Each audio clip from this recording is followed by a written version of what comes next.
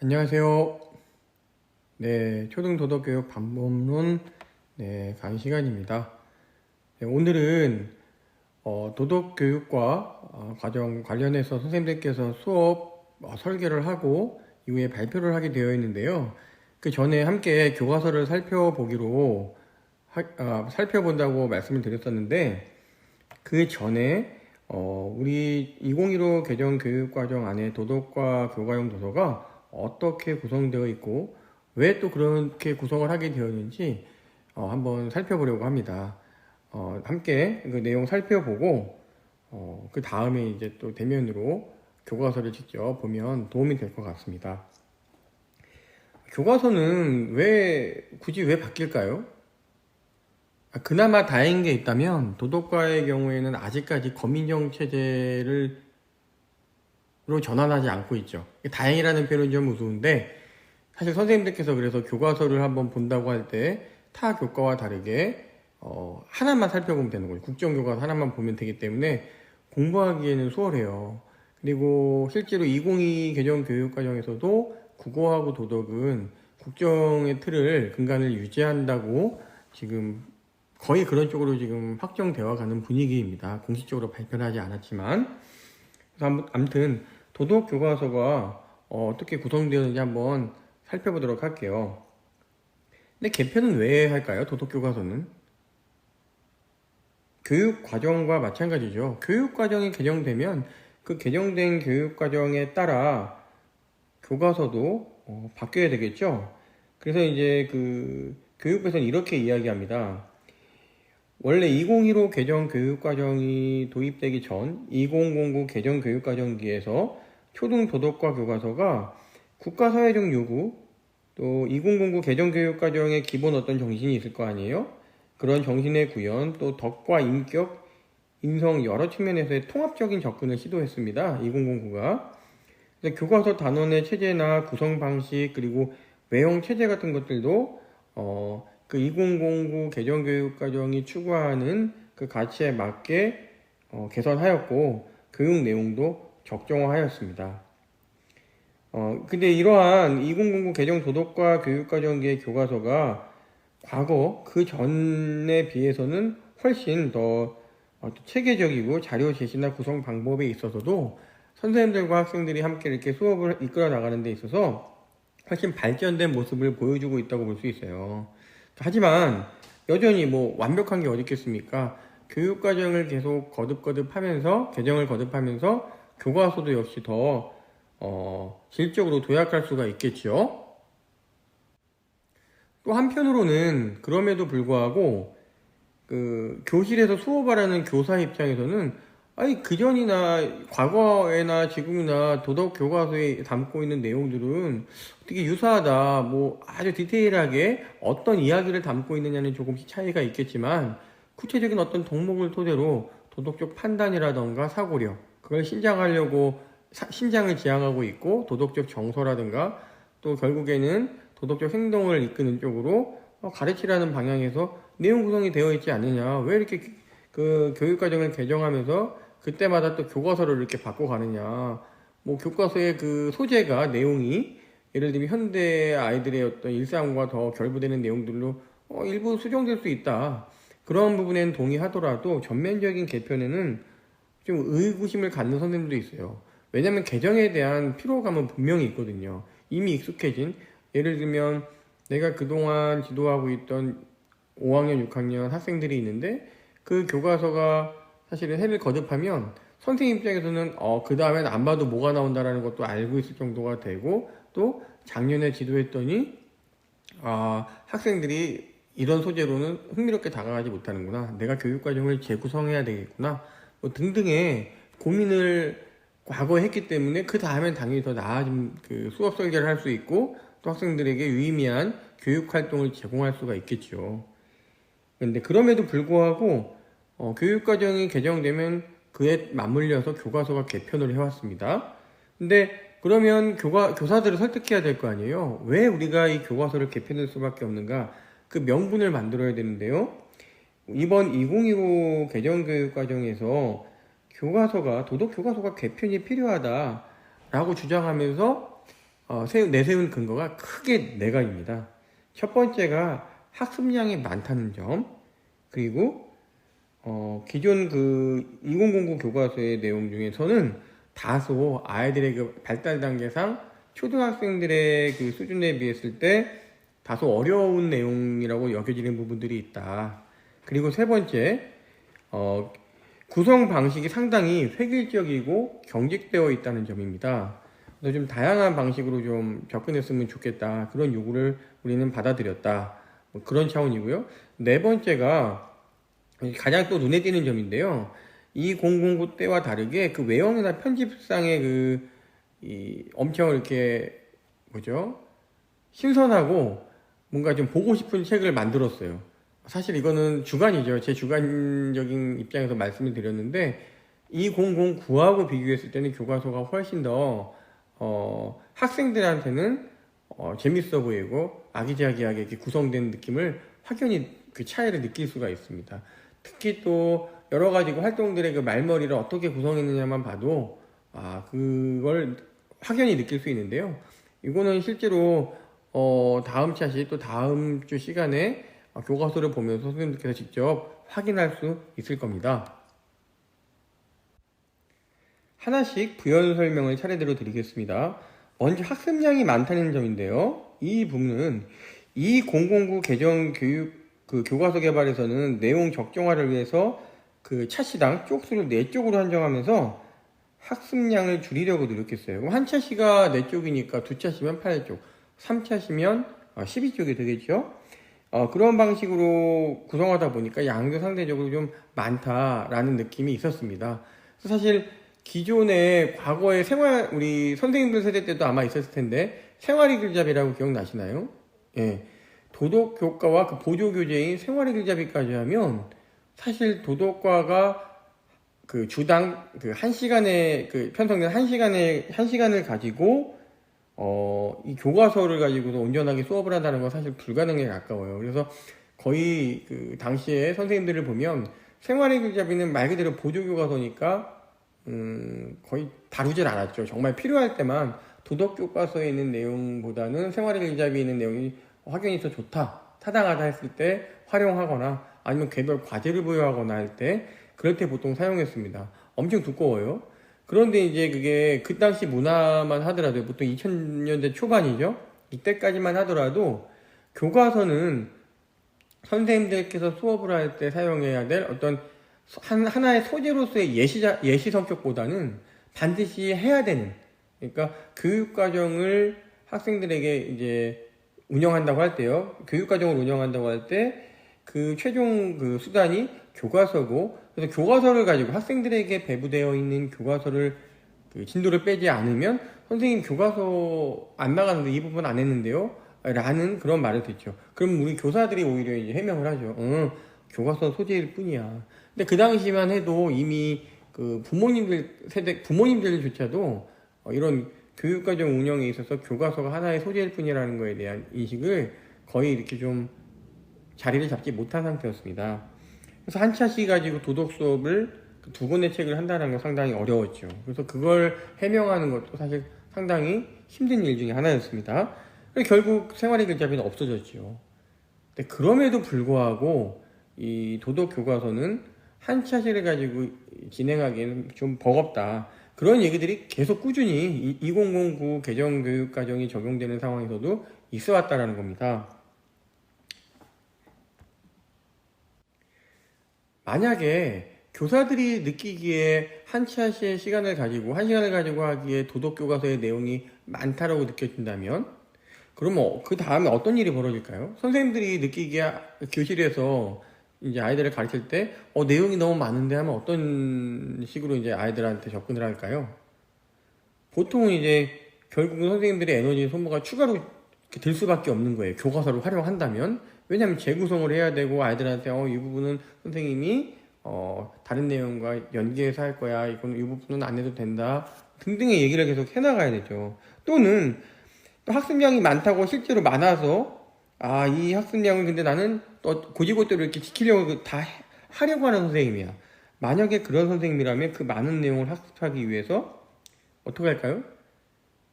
스쳐 지나가듯이 할 수밖에 없는 거예요.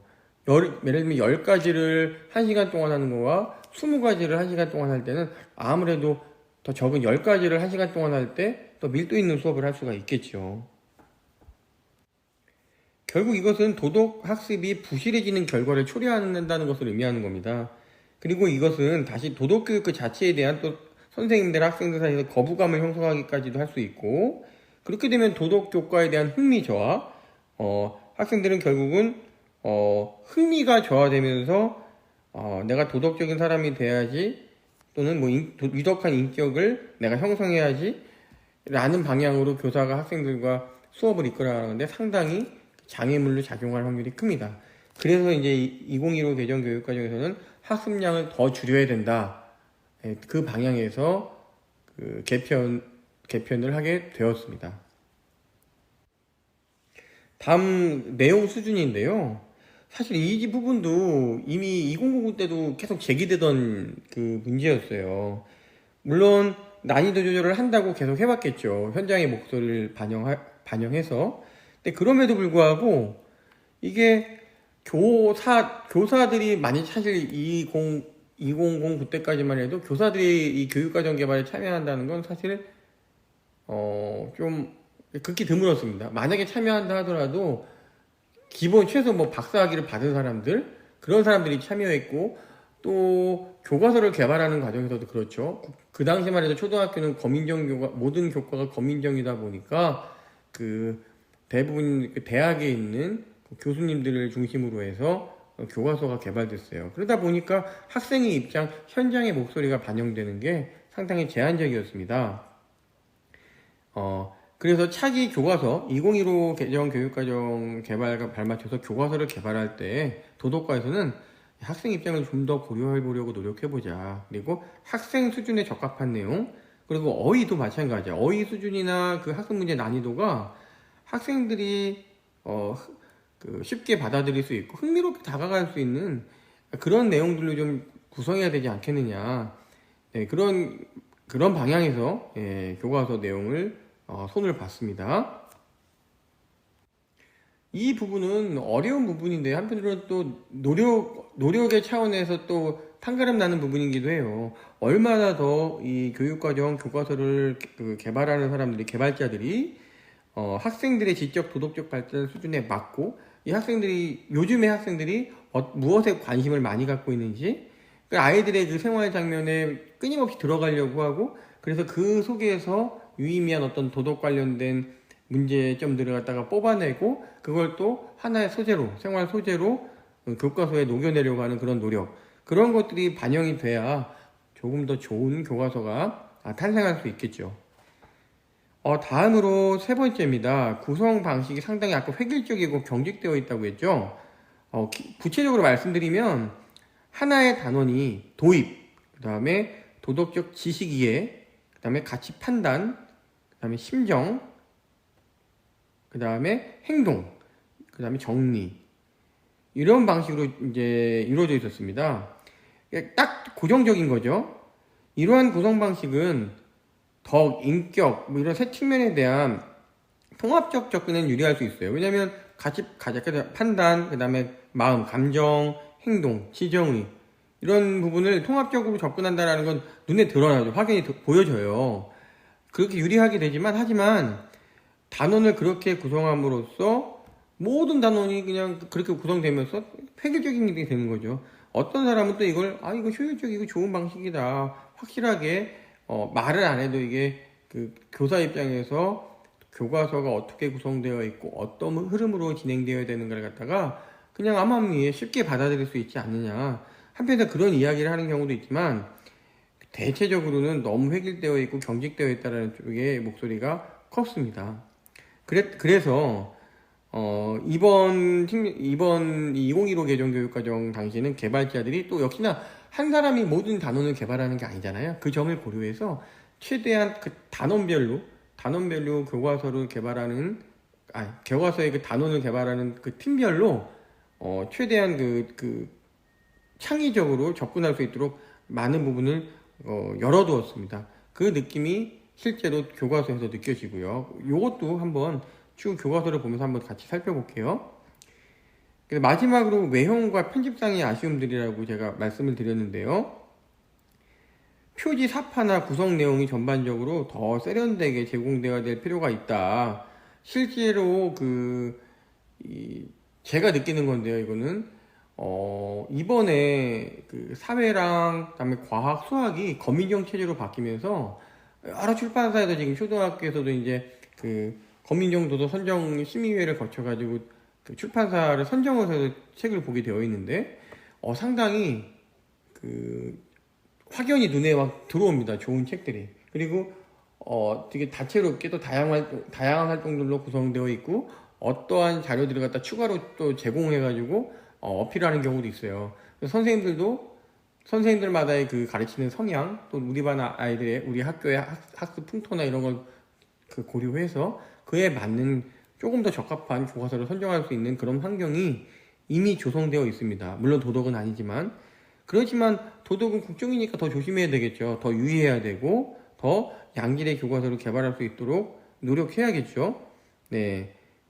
그래서 과거에 이게 눈에 띄는 건 어떤 거냐면, 어떻게 세련되게 했는데 외형이 어떻게 달라졌는데 했을 때, 과거의 도덕 교과서는 이야기가 주를 이었어요. 물론 도덕 이야기가 학생들한테 감화를 줄 수도 있고, 또 그 도덕적 이야기 속에 나오는 어떤 가치 딜레마 상황이라던가 갈등 상황을 가지고 얼마든지 우리가 선생님들께서 도덕 수업을 재미있게 이끌어 나갈 수 있는데, 그럼에도 불구하고 그냥 유구장창 이야기 글로만 이렇게 나열되어 있었단 말이죠. 그러면서 이제 심정, 행동, 물론 앞에 가치 판단, 이해 중심이라는 일련의 흐름은 갖고는 있지만, 그래서 이 부분도 조금 우리가 좀 수정했으면 좋겠다. 왜 꼭 도덕 수업을 하나의 어떤 도덕적 사례 이야기를 읽고 나서 해야 되겠냐. 아니다. 실천 중심으로 아이들끼리 내가 잘못한 걸 반성하고, 그 다음에 또 같이 어디 봉사활동을 나갈 수도 있고, 학급 단위로 또 그런 이야기가 아니라 우리 학급에서 벌어지는 어떤 사태를 가지고 토론할 수도 있고,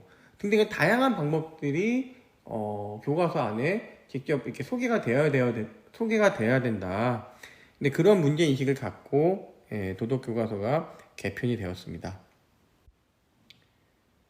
네, 개편의 필요성을 말씀드렸고요. 다음은 그런 필요성에 공감하면서 어떤 방향으로 편찬을 했는지, 그 편찬 방향에 대해서 말씀드리겠습니다. 크게 편찬 방향은 6가지입니다. 첫 번째가 국가 사회적 요구와 교육과정의 기본 정신을 구현한다는 것입니다. 사실 이 2015 개정교육과정이 그 연구되던 때가 이제 2010년 초반이잖아요. 근데 이때를 전후로 해서 어떤 문제가 상당히 심각하게 학교 현장에서 있었냐면요, 학교 폭력 문제였습니다. 그래서 학교 폭력 예방법도 막 만들어지고, 또 교사들은 또 그거에 맞물려 가지고 학교 폭력에 기여한 사람들에 대한 무슨 승진 가산점 제도가 또 만들어지기도 하고, 또 학교에서는 예전에 없던 학생들 간의 어떤 폭력 사태가 벌어지면 가피해자를 나눠놓고 학교에서 어떤 징계를 줄 것인가, 뭐 위원회를 열고, 이런 복잡한 과정들이 이미 학교 현장에 들어온 상태예요. 물론 그것도 계속 이제 수정, 또 진화하는 거청을 거쳐서 지금은 교육청에서 많은 역할을 가지고 하고 있는데, 사실 학급에서 벌어지는 학생들과의 다툼이나 이런 것들은 학교 폭력이라는 차원에서 접근할 수도 있지만 생활지도 차원에서 접근해야 될 부분도 상당히 많습니다. 근데 도덕과 쪽에서 바라봤을 때 어떤 문제가 있냐면, 당시에 이런 문제들이 기본적으로 학생들의 인성에 문제가 있다. 그래서 여러 가지 측면에서 특히 경쟁을 강요하는 그런 어떤 학교 사회 분위기, 그죠? 그 다음에 그거에 따르는 어떤 학벌, 그러니까 이런 것들이 만연하면서 학생들의 인성은 엄청 인성이 함양될 수 있는 기회를 학생들은 놓치고 있다. 그래서 실제로 가치관이 아이들이 이제 혼란을 느끼고, 또 도덕에 대해서 무감각해지고, 그러면서 이거 인성교육은 그 요구는 더욱 강해지고 있지 않느냐. 그래서 아까 학교폭력 예방법을 말씀드렸는데, 인성교육진흥법까지 이제 시행되게 이르러요. 그래서 법을 만들어서라도 이거 도덕성을 고양시켜야 된다, 학생들에게. 그래서 우리나라에, 그죠? 단순히 그냥 똑똑하고 자기만 하는 개인주의 성향이 강한 그런 아이가 아니라 공동체 의식을 갖고 또 사회와 연대할 줄 알고 어려운 사람을 배려할 줄 아는 그런 인성을 갖춘 학생을 기르는 방향에서 도덕교과서가 자리를 잡아야 된다. 요거는 제가 한 가지 말씀을 드리면 도덕함 있죠? 그 도덕함이라는 게 바로 그런 맥락에서 우리가 이해해 볼 수 있을 것 같아요. 그 도덕교육과정 성격에서도 같이 한번 공부했었는데요. 뭐라고 나와 있었죠? 21세기 한국인으로서 갖추어야 할 인성의 기본 요소의 핵심 가치, 그 핵심 가치를 내면화하게 하는 일. 그래서 자신의 그 경험 세계에서 그거를 탐구하고, 그리고 내면의 도덕성을 성찰하고, 그 다음에 자신의 일상에서 그걸 직접적으로 실천하는 과정을 추구하는 도덕함, 그걸 강조하고 있습니다. 두 번째로 도덕과 교과 역량의 함양을 염두에 두고 개발이 되었습니다. 이거는 뭐 이미 이제 선생님들한테도 너무 이제 상식이 돼버렸죠. 2015 개정교육과정 하면 확연히 이제 바뀐 게 그 역량의 개념이 도입됐다라는 것입니다. 그래서 총론에서도 크게 핵심 역량으로 6가지를 꼽고 있죠. 무엇이죠? 자기 관리 역량, 지식정보 처리 역량, 그 다음에 창의적 사고 역량, 심리적 역량, 심리적 감성이죠. 심리적 감성 역량, 의사소통 역량, 그 다음에 공동체 역량. 이 중에 한 가지 선생님들께서 알고 가면 좋은 게 2022 개정교육과정에서는 역량이 그대로 역량체제는 유지가 되는데 의사소통 역량이 바뀝니다. 뭐라고 바뀌냐면 협력적 의사소통 역량이라고 바뀌어요. 그 이유는 딱 협력이라는 그 어휘에서 느껴지면 딱 눈치를 채실 수도 있는데 의사소통하면 마치 대화를 잘하고 또 대화를 통해서 상대방을 설득하고 이런 과정으로 우리가 이해하기 쉬운데 그게 아니라 뭔가 공동의 문제를 해결하는 데 있어서 함께 상호 이해하고 또 소통하고 그런 부분에 오히려 그 초점을 둬야 된다. 그래서 그걸 명확하게 하고자 협력적 의사소통 역량이라고 이번에 그 개정한다라고 이 총론팀에서 이미 밝혔습니다. 다시 돌아와서 도덕과 교과서가 교과 역량 함양에 초점을 두고 개발되어야 되겠죠. 당연한 거죠. 근데 다행스러운 점은 이런 그 인성과 관련된 역량들 있죠.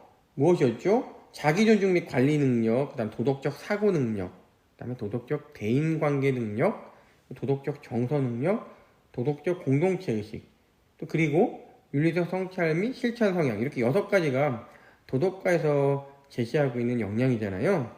근데 이런 역량들을 길러주는 그런 교과서가 되어야 되겠다. 그런 겁니다.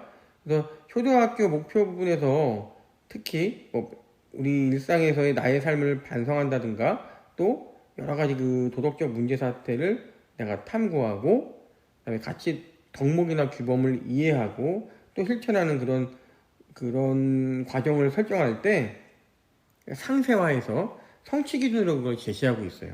성취 기준을 보면 성취 기준에서 이게 무슨 역량이다, 이게 어떤 역량과 연관이 더 높겠구나 이런 것도 선생님들께서 한번 매칭해 보는 것도 상당히 의미 있습니다.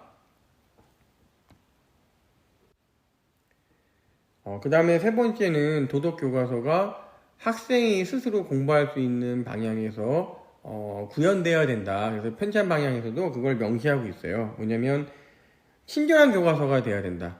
선생님이 없어도 아이 스스로 그 도덕성을 함양하는데 도덕 공부를 하는 데 있어서 별 어려움이 없어야 된다. 그래서 친절하게 구성하자. 그런 취지에서 그 방향 설정을 했고요. 구체적으로 그걸 우리가 어느 부분에서 느낄 수 있냐면 단원 도입 부분에서 동기부여 전략, 그 다음에 뭐 자기 관찰이나 목표 설정 전략 등을 아이들이 직접 세울 수 있도록 유도하고 있고요. 또 한편으로는 그런 어떤 학생들이 문제의식을 갖고 학습 동기를 높이도록 하는 것과 별개로 각 차시 도입 부분에도 각 차시요. 단원 도입이 아니라 그 단원에 있는 각 차시 도입부에도 생활 속 이야기라는 코너를 두고 있어요. 그 생활 속 이야기라는 게 아이들이 정말 실제 아이들이 그 자기 생활에서 경험해 보거나 목격할 수 있는 그런 이야기들이겠죠.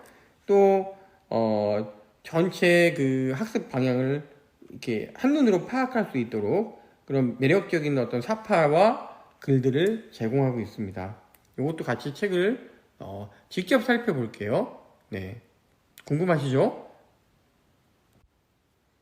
다음 네 번째로 아리스토텔레스의 항상 이야기되는 덕 있죠.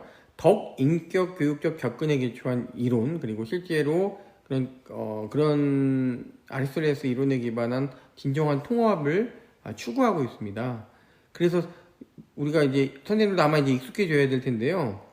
세 측면 6가지로 구체화를 하고 있어요. 덕, 인격을 구성하는 그 여러 모든 요소를 세 측면 6가지로 구체화하고 있는데요. 그것이 뭐냐면요.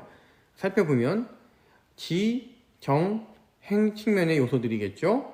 그리고 이것을 기르고자 형성해야 될 핵심 성향, 능력, 자질, 품성 등을 뜻하는 거죠. 지, 정, 행이라는 것이. 그리고 인지적 측면의 도덕적 지식이나 이해와 도덕적 사고, 판단력, 그리고 정의적 측면에서의 도덕적 감정, 정서, 열정, 의식까지. 그리고 행동적 측면에서는 행위 기능, 그 다음에 행위 기능과 실천, 습관, 이렇게 나눠볼 수 있습니다. 그 다음 도덕 교과서의 외형 체제가 개선됐는데요. 뭐 교과서 크기가 이제 일부 바뀌고 한 부분들은 중요한 게 아니라서 생략하도록 하겠습니다. 그 다음에 내용 적정화 말씀드렸죠. 이 부분은 조금 도대체 또 뭐 어떻게 내용 적정화를 추구했을까 아시면 좋을 것 같아요.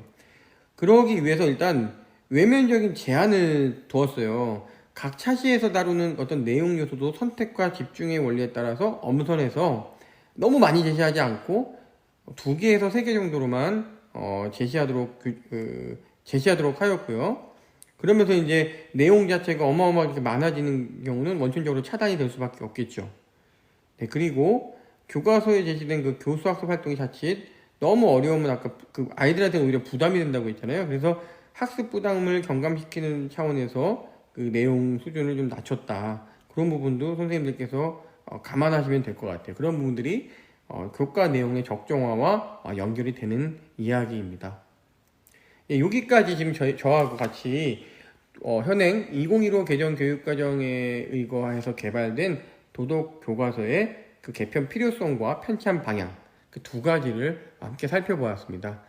다음으로는 직접 도덕 교과서가 어떻게 구성되어 있는지 함께 알아보도록 하겠습니다.